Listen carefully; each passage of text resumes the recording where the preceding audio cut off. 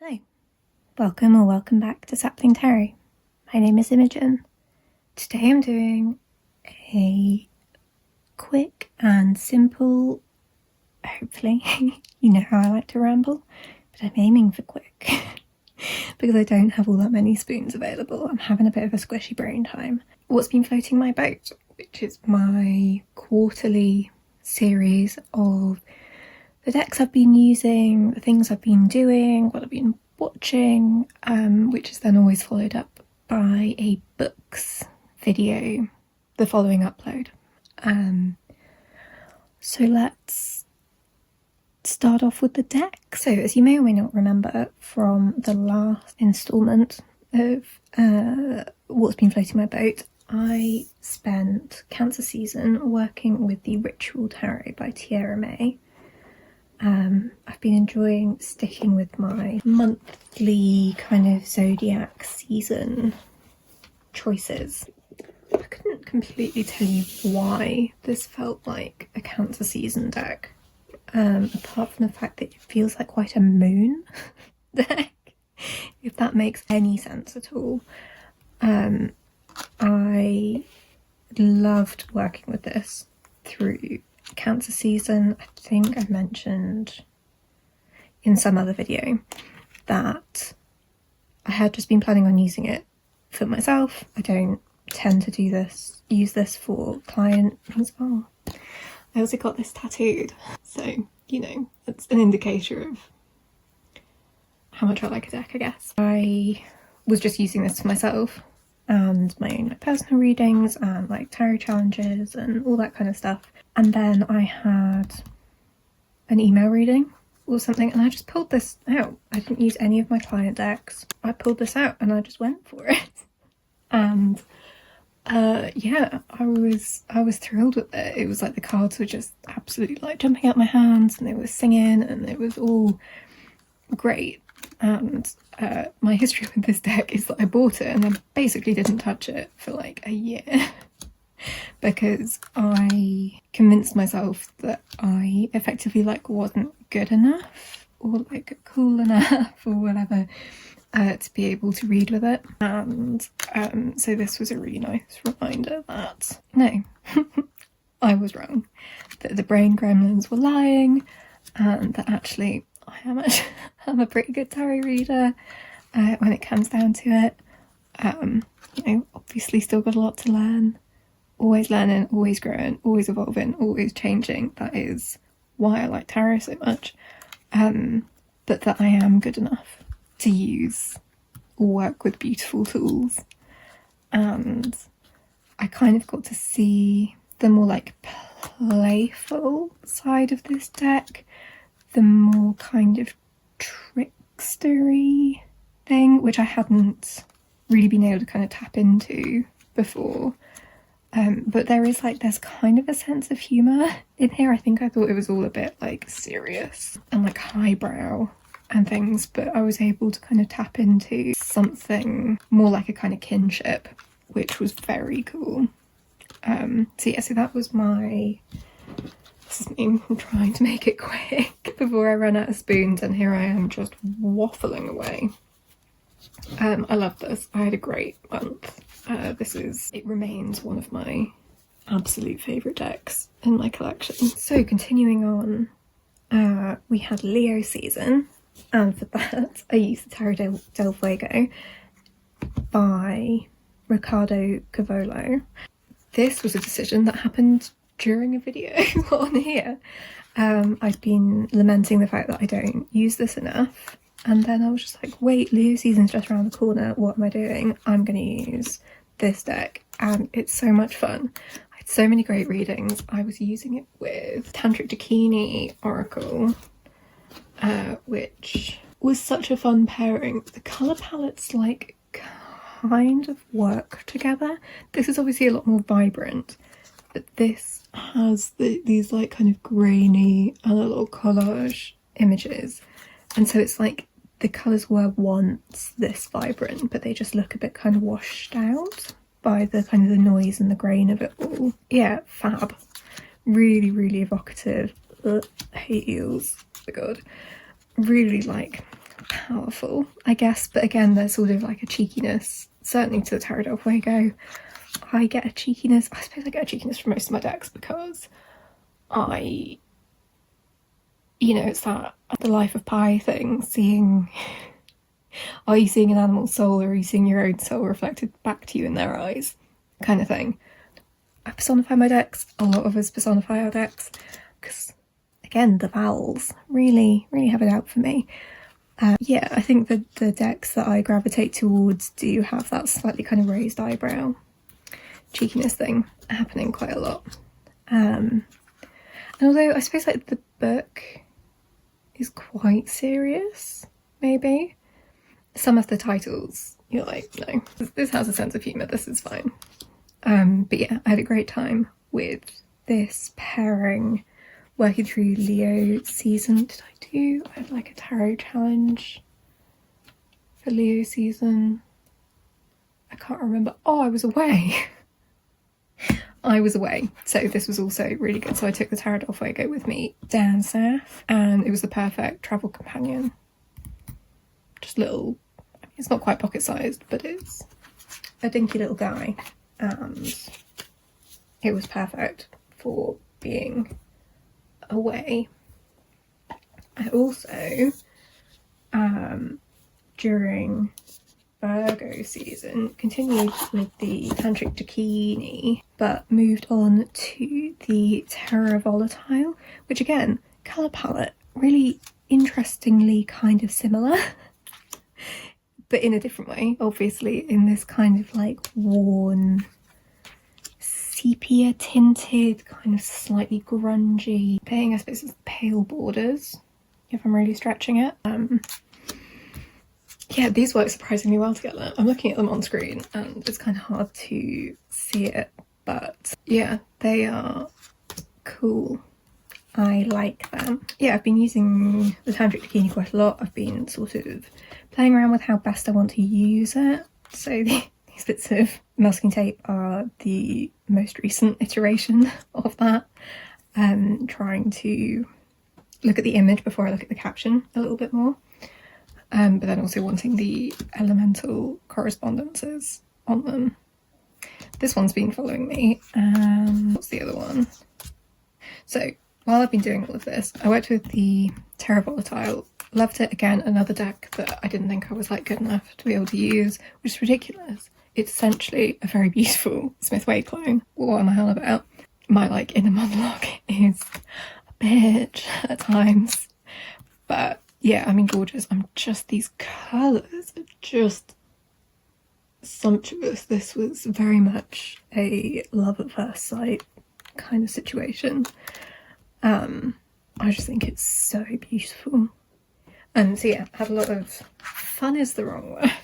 Virgo season, I think like quite a lot of people, hit me quite hard in the back to school grounding kind of first sprinkling of hibernation, time to study and kind of make plans for what we're going to do for the winter kind of thing, and this deck worked really well for that. I had a good time. But then I did Melissa Mercury over on Instagram, did a sensual September or something along those lines kind of challenge, and I did that with Tantric Dakini and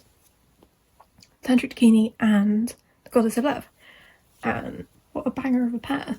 They are both collage decks and they both share that kind of what word am I looking for? I don't know, they share a lot of similar motifs, which was really interesting working with them together. They're not afraid to go into the kind of more, I don't know, not quite taboo, but like sexy stuff, but not in a way that feels really cheesy or awkward. It's, yeah, I don't know, there's something that feels more kind of real. Yeah, it's an interesting balance of being like quite grounded but also quite spiritual, which is a balance that I like. But then, oh, have I fucked up? It's stuck together now. Yeah, so I've had a couple of cards that have been like following me around. I don't think, yeah, there was the one that's got the black bruise and the tongue on it. I really need to sort these out. I'll put it down. Maybe we'll stick together. Super fun. I need to go around with like a corner trimmer. That's gross. And then there's the one that has an apple and a snake in it as well. Like, what a card to be following you around. Sexy tarot challenge. It was pretty on the nose.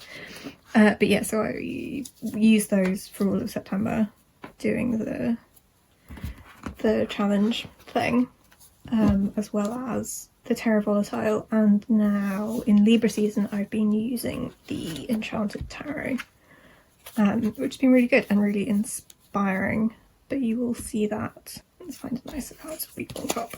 See that next time around. I don't know how I'm going to do that because it's going to be the end of the year, and so I'm going to want to make like end of year wrap up things rather than end of the fourth quarter. Any suggestions welcome. People don't watch these videos so much, but I like making them because they are a fun little record to have of the things I've been using and how I've been using them, what I've been watching, what I've been enjoying, what's been floating my boat, etc. But yeah, any suggestions welcome about how to do a wrap up for the fourth quarter and end of year stuff. I don't know. I know that there are like end of year tags that go around. Maybe I'll just do a shit ton of wrap up content. Just be really repetitive. I don't know. We'll see.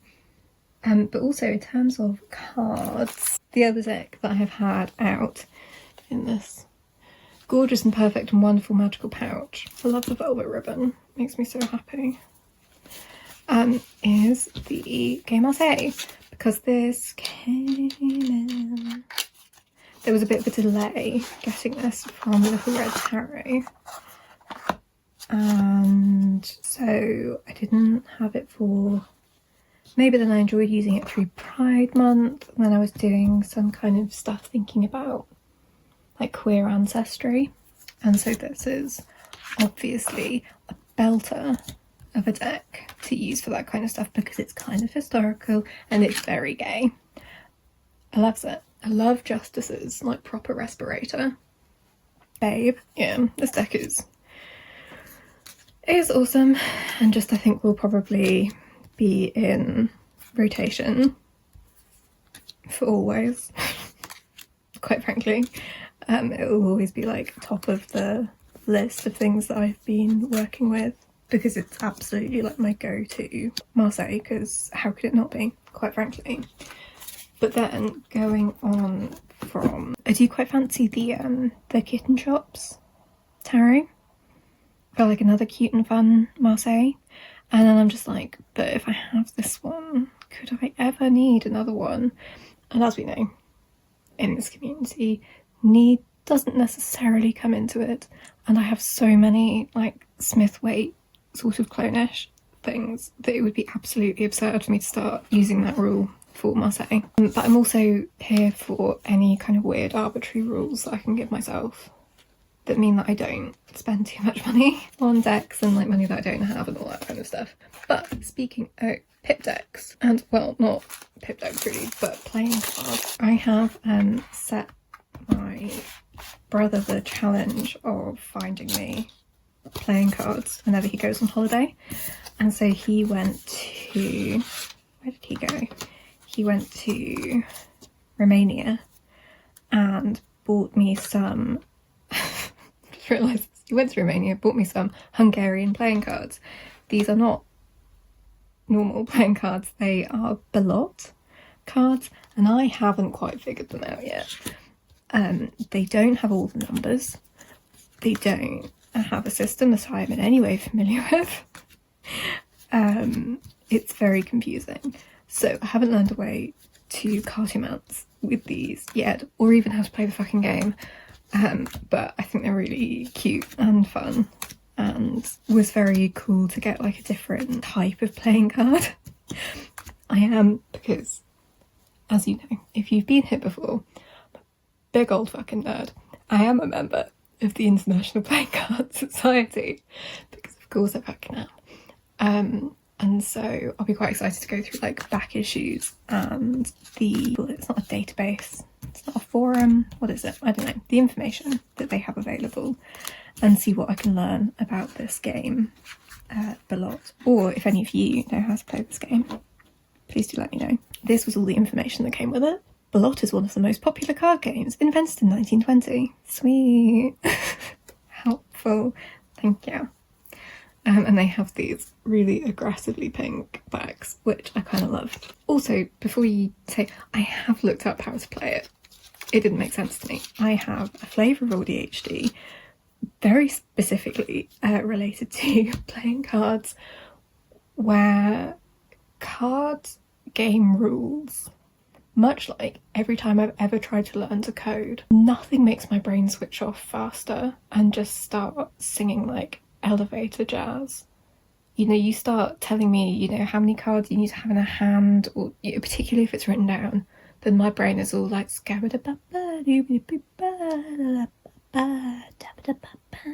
and it's just so frustrating. So basically I need people to like spoon feed me and like walk me through it whilst playing the game.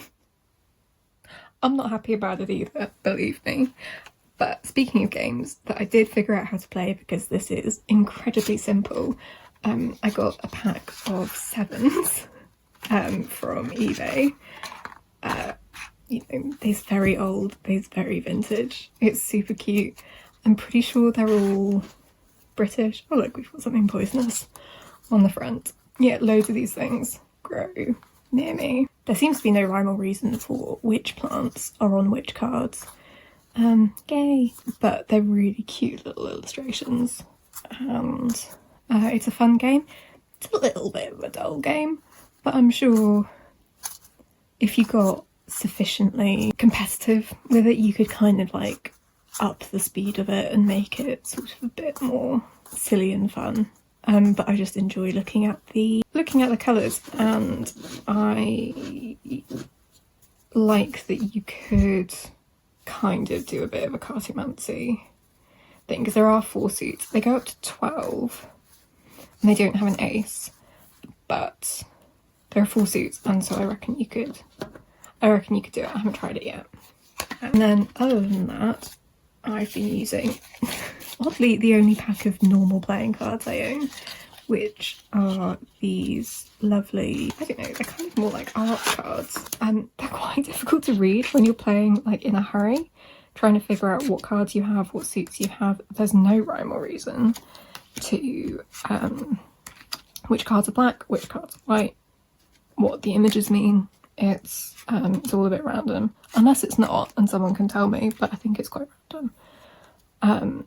I still really like them. They smell a bit funny, but that's what you get with the kind of plasticky poker cards. But yeah, somehow I don't own any other normal playing cards, so I was trying to play gin rummy, and these were a little bit challenging to play with, but I think they're really beautiful. You'll recognise this artist's work from, I mean, loads of stuff like my tarot journal. I have a tarot spread cloth. I have their stickers like all over the place, and little notebooks. I really like their work. Yeah, cute playing cards. Been getting better at playing cartomancy, but also getting better at playing card games. She says, I think I won 1 game. I had some very good beginner's luck, and then I lost horrifically after that. But it probably doesn't help that I'm also trying to like read the fucking future with them whilst trying to beat an opponent at gin rummy. So that's all the decks. How many is that? 1, 2, 3, 4, 5, 6, 7, 8, 9. 9 decks. 9 decks over 3 months. That feels excessive, but nice. I suppose 3 of those are playing cards. Things I've been doing. I've had a bit of a weird couple of months. Had some brilliant things. I had a witchcraft market in Edinburgh, which was gorgeous.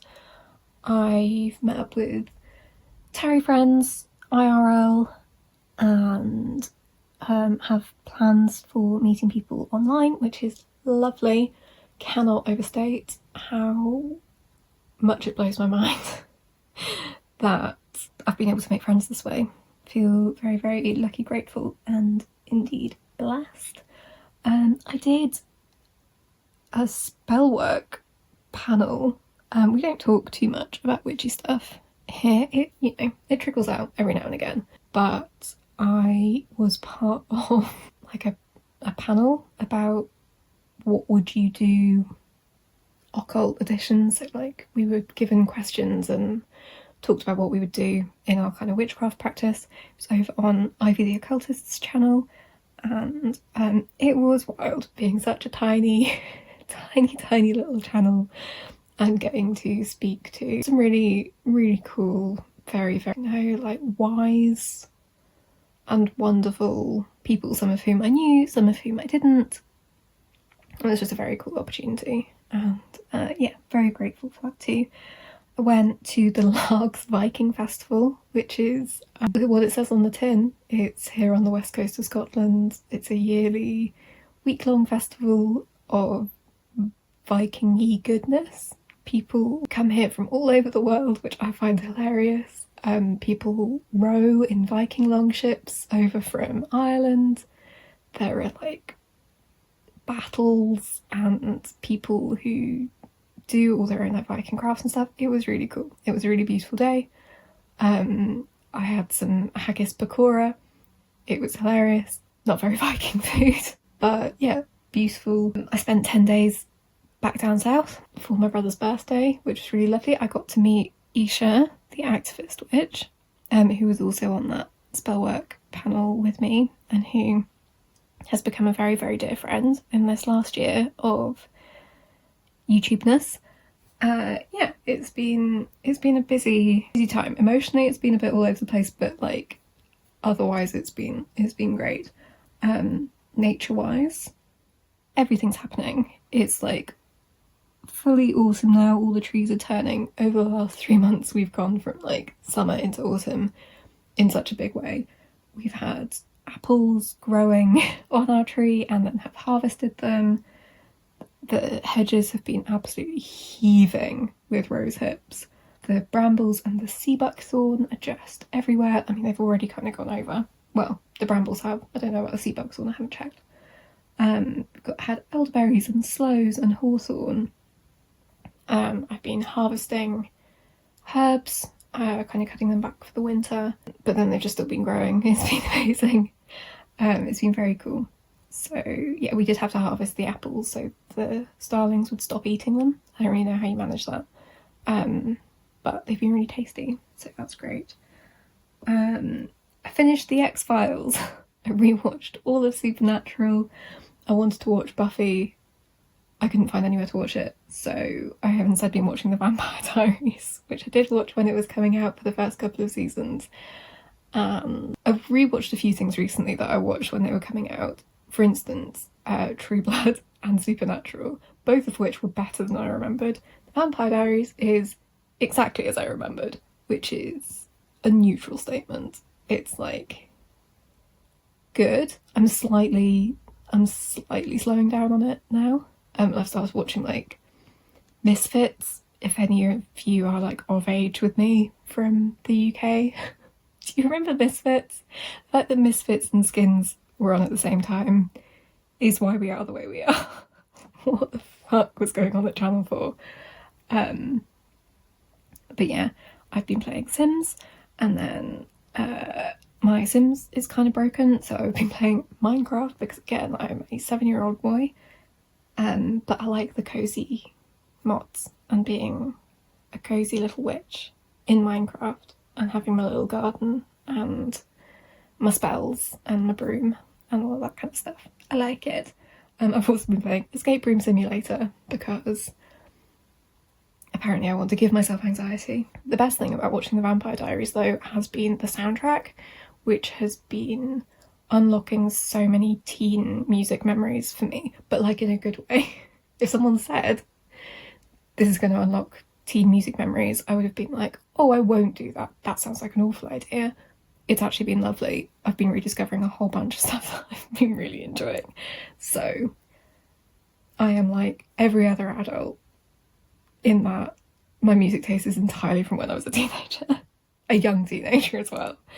Because I have taste. Anyway, final thing, podcast being back on Off Menu and No Such Thing as a Fish, two comedy podcasts, I guess, that I started listening to when they started, and then like have slightly lost the thread of listening to podcasts too much since the pandemic, because I used to listen to them like on the bus and stuff.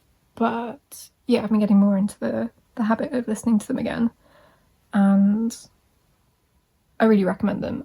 No Such Thing as a Fish is the QI podcast.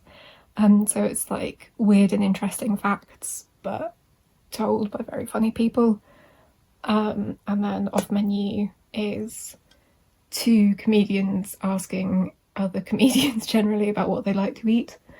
And I mean, it doesn't come across much in like what I talk about here, but food is like my greatest love. So I love hearing people be similarly emotional about food and making jokes about it, and it's very entertaining. So that is what has been floating my boat for the last 3 months. I haven't waffled too much. I'm so proud of myself. Claps for me.